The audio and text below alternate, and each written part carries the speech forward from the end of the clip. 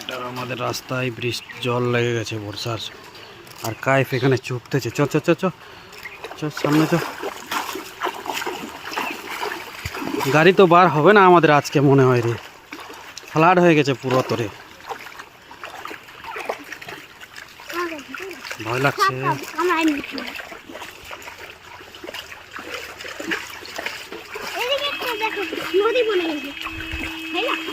নিকাশি তো করতে হবে। তাই না, কে খাই নিচ্ছে তোকে? নদী গিয়ে পারে এ দরজ দি পানি কাটা যাবে নাকি ওজ দি?